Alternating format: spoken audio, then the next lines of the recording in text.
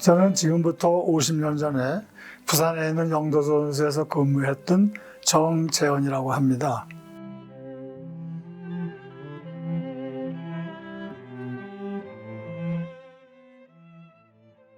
(1973년 1월에) 입사했습니다. 제가 영도조선소에 입사한 건 대학을 졸업하자마자 영도조선소에 발령을 받아서 첫 근무를 시작을 했는데요. 그때 제가 받았던 일이 설계부에 있는 걸프 전담반이라는 부서였습니다. 그 부서는 뭐였냐면은 미국의 걸프 오일사로부터 정유수송선, 프로덕트 캐리어라고 하는데 정유수송선을 2만 톤급하고 3만 톤급 6척을 수주를 받았거든요. 근데 그게 우리나라의 최초의 대형 수주선이고 또 미국의 걸프사를 상대로 한 선박이기 때문에 굉장히 중요한 의미를 갖는 선박이었습니다. 그 걸프 전담반에서 저는 주로 이제 외자재 공정 업무를 담당을 했는데요. 제 1차선인 걸프선이 그 코리아 갤럭시라고 하는 배였는데 그게 제 사무실 바로 창가에서 보면 그 진사하는 장면이 다 보입니다. 그때 배가 선대에서 미끄러져 내려가면서 부산에 있는 모든 배들이 경적을 울리고 환영을 해주는 그런 장면을 봤을 때 눈물이 울컥 나더라고요.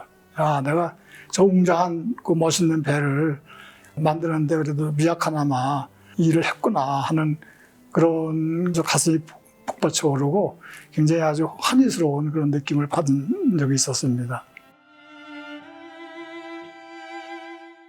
그 JSRY라고 하는 거는 제타 십 리페어 야드의 약자인데요. 사우디 항만청, 그 중에서도 제타에 있는 제타 수린 조선소를 지칭하는 이름인데요. 그 프로젝트는 제타 조선소를 사우디에서는 운영할 능력이 없기 때문에 영도조선소에 근무했던 사람들이 거기에 파견돼서 조선소를 운영을 하고 거기서 사업을 했던 그런 프로젝트입니다. 예, 그 사우디라는 나라가 워낙 특수한 나라고 그래서 근무한다는 것이 상당히 쉬운 일은 아니었죠. 저희가 해야 될 일 중에 중요한 일 중에 하나가 조선소를 운영을 잘해야 되는 것도 있었지만 사우디 젊은이들을 훈련시켜서 교육시키고 훈련시켜서 이 조선소를 장래에는 그 사우디인들에 의해서 운영되도록 하는 그런 중요한 역할을 하고 있었습니다. 그러다 보니까 그 사우디 사람들이 당시에는 뭐 교육 수준도 그렇게 높지 않고 근로의욕도 별로 없고 그런 사람들을 교육시키기 위해서 참으로 많은 고생도 하고 노력도 했던 것이 제일 기억에 남습니다.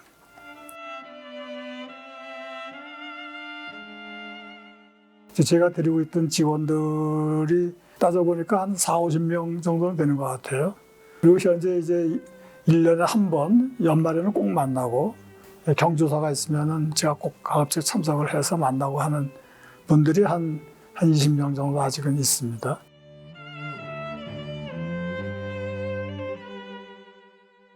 대부분 그런 얘기죠. 예, 특히 이제 그 모임은 주로 제타 조선소에서 근무했던 불만들만 이제 만나는 거기 때문에 뭐 얘기거리가 너무 많죠, 만나면은. 예, 아주 그 재밌는 얘기들이 뭐 만날 때마다 저가 몰랐던 이것들.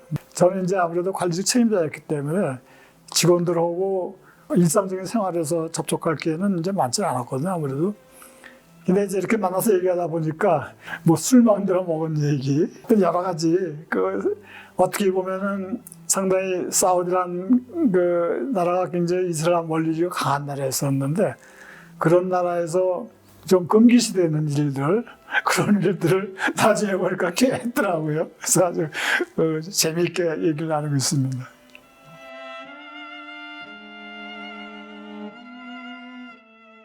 아주 중요한 계기가 있죠. 편지에서는 뭐 간단하게 썼습니다만은 사실 영도조선소가 1937년도에 이제 문을 열어서 15년 정도 후면은 100년이 되거든요.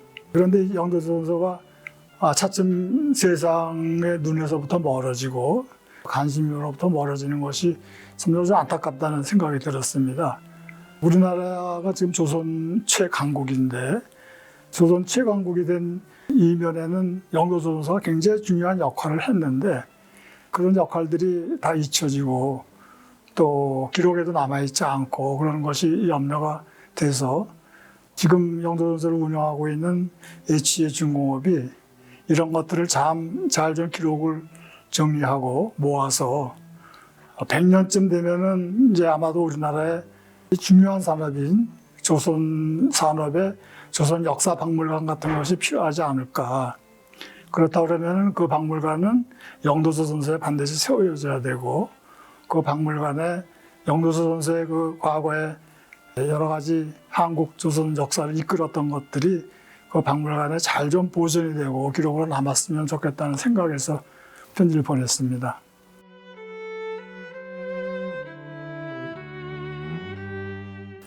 아이고, 지금 말할 수 없이 아주 감회롭죠. 제가 88년도에 귀국을 해서 한 번도 영도조선소를 방문해보지 못했거든요. 마지막으로 영도조선소에 있었던 것이 사우디 파견되던 해 1982년도에 그 처음 인수팀들이 구성이 돼서 가기 전에 영도조선소에 내려가서 그 교육을 받았습니다. 그때 이후로는 이제 방문을 못했죠. 그래서 가끔 부산을 가면은 그 앞으로 지나가긴 해서 불뚝불뚝 들어가고 싶은 생각이 있었지만 그렇게 하기가 좀 어려웠고 그래서 한 번도 못 갔는데 이번에 방문한다고 그러면은 결국 한 40년 만에 방문하는 거기 때문에 저에게는 뭐 굉장히 아주 지금 기대가 크고 그 이후에 영도조선소가 상당히 많이 확장도 하고 발전을 했다고 그러거든요.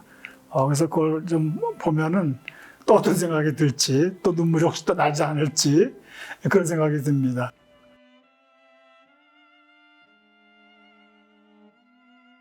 제일 이제 보고 싶은 것들이 제가 사실은 이제 기획실에 있으면서 영도조선소에 지금 우측에 있는 15만 톤급 도크 2개가 지금도 그대로 있는지 모르겠는데 그걸 꼭 좀 확인해 보고 싶은데 그거는 제가 직접 기획실에서 기획을 해가지고 그 도크를 건설한 거거든요. 그래서 그것은 어떻게 보면 제가 처음부터 기획을 해서 만들어진 도크이기 때문에 가장 좀 도크를 보면은 더 감명 깊지 않을까 하는 생각이 들고요. 조선소 구석구석은 지금도 눈에 선한데 가서 보면은 그게 어떻게 달라질지 참 궁금하기도 하고 그렇습니다. 사우디의 그 캠프가 조선소하고 상당히 떨어져서 사막에 있었는데 그 사막은 뭐 허벌판이에요. 그야말로 사막에 아무것도 없어요 주변에. 근데 거기서 한 차로 한 30분 정도 가면 바로 홍해 바다거든요. 그래서 이제 주로 여가 생활은 홍해 바다에 가서 수영을 한다든지 그 홍해 바다 그 바닷속이 굉장히 아름답거든요. 그 선박대들이 홍해 바다에 가서 엠티를 했어요. 어느 직원이 사진 하나 찍어주더라고요. 이 사진을 하고 보니까 너무 사진이 멋있어요. 그래서 제가 이거 보물처럼 여기고 있습니다.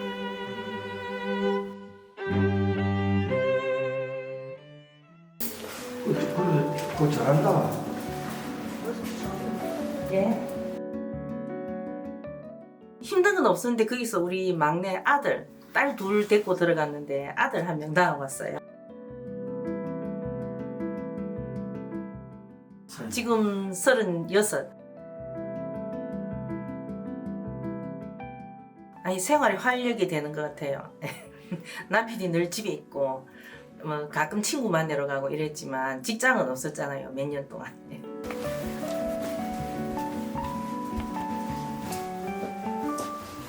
다녀올게요. 예, 잘 다녀오세요. 네, 고맙습니다. 제가 담당하던 업무가 이머전시 리페어라고 긴급 수리 담당 영업직이었는데 정말 힘들었습니다. 바다 외항에 갑자기 고장난 배를 수리하기 위해서 몇몇 엔지니어들하고 작은 나무배에 몸을 싣고 앵카리지를 찾아가 가지고 수리를 마치고 또 다시 부두로 귀향하고 하는 그 과정들이 상당히 지금 생각해보면 안전이 거의 보장되지 않는 그런 상태였는데 어떻게 뭐 아무런 사고 없이 귀국해서 이렇게 건강한 생활을 하고 있다는 게 저는 아주 감사한 마음이 듭니다. 예. 그리고 저 그건 말하면 안 돼. 그건 말하면 안 돼. 사우디에서 제가 아들을 낳았는데 제다 사우디 대사관에 이름을 올려야 그 출생 신고가 되는 바람에 이름 공모를 했어요. 그 중에 한 명이 박완영이라고 이름을 붙여가지고 그 이름으로 아직까지 살고 있고, 그 이름을 지어준 친구가 오늘 부산으로 내려왔기 때문에 어제 제가 이름 지어준 장면값으로 한탕 쏘았습니다. 35년 만에 그 약속을 지켰습니다. 내가 그 바다에 홍해 바다에 빠져 죽었다가 한 두서너 시간 뭐 이렇게 모세하고 거꾸로 사우디에서 애굽으로 이집트로 떠내려갔는데 시체라도 수습해야 되겠다고 튜브를 빌려가지고 바다 복판에 나갔는데 그냥 저 바다에 누워 둥둥 떠가 있었어요. 그래서 이 친구 별명이 저 바다에 누워라. 마침 저는 가족이 같이 가 있었기 때문에 지금 아내가 정성을 들여서 깨죽을 끓여가지고 며칠간 봉양을 했답니다. 형수님이 그때 깨죽을 끓여주고 그걸 먹고 사실은 견딘 것 같아. 내가 볼까네 엄청 충격을 받아 며칠 내가 출근을 못 했거든. 더 젊어졌네. 옛날보다 더 세련됐네. 이분이 바로 긴급공사 내 교수, 내 사수. 긴급공사.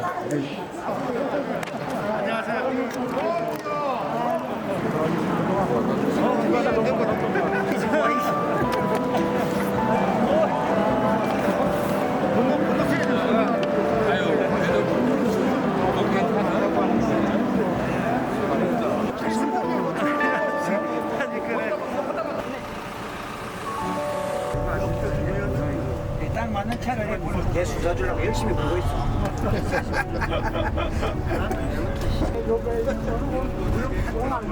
건물들이 많이 들어섰네.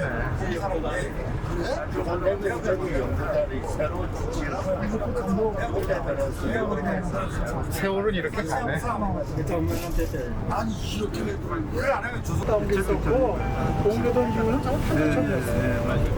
지금 아파트에서 엄마이다. 와, 지금 잘했나? 잘했어요.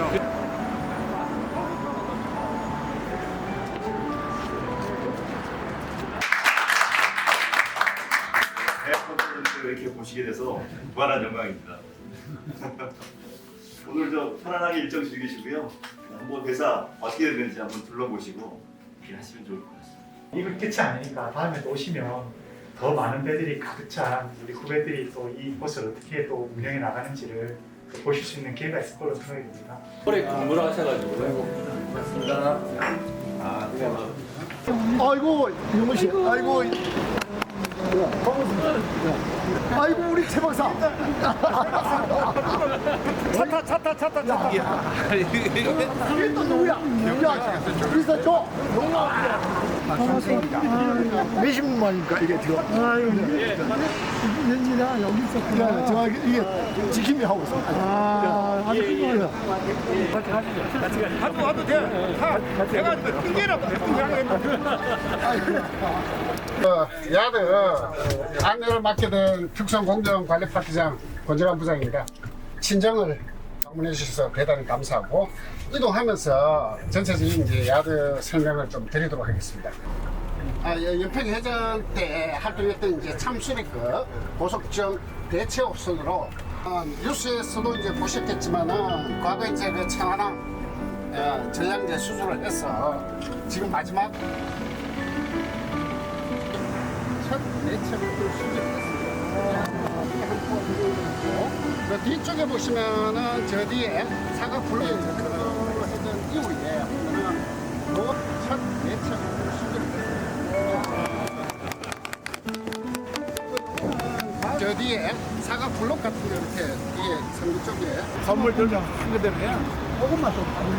요거 저 선대자리만 있고.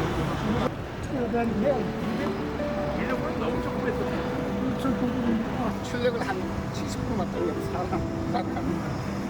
그 정도의 폭포가 나오는 데가 여러 군데 이쪽을 사시면 될 것 같습니다.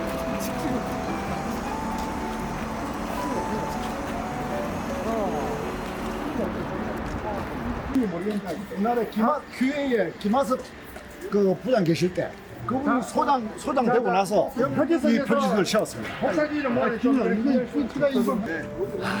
예, 있습니다. 제일 근상 그림이다. 진짜 이게 진짜 기념비적인 건데. 회장님하고 1번 비트. 반갑습니다. 이거 비트가 1번 비트래. 이게요. 일본 네. 그때 그대로 나왔고. 네, 그대로 나갔대요. 아, 이것도 기념품입니다. 네. 이게 원래 일제 시대 때 요게 있었고 6만 톤 놓고도 그게 원래 요거 거의 비슷한 놓고였어요. 이렇게 요거 살려놓고 그 조그만 거를 6만 톤으로 확장을 한 게 이제 제1차 확장이었어요. 근데 그거 하고 나서 이제 3도크 만들고 이제 4도크 만들고. 저는 저 제트가 나간 거, 저 포트 나간 거 있잖아요. 저 엄청 그 이제 신기해요. 저걸 부산 항만에서 저 승인해줬다는 그 자체가 이게 쭉 나간 게. 쭉 나간 거. 네, 저게 그 사실 어떻게 보면 그 전에도 안 해줬잖아요. 네가 대동이가 조선 됐을 때, 네, 엄청 저걸 가지고 말뚝이 본사에서 얘기 들으니까 많았다고요. 근데 저걸 끝까지 끌어냈네. 다음 거. 여기 받으시면 하나 둘 셋. 예. 네, 어차피 선대는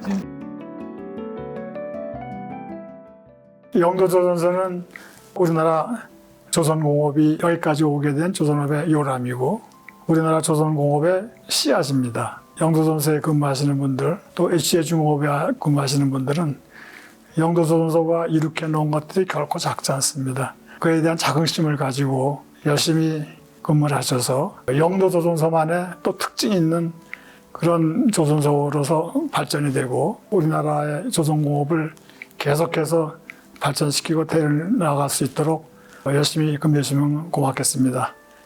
HJ중공업 파이팅!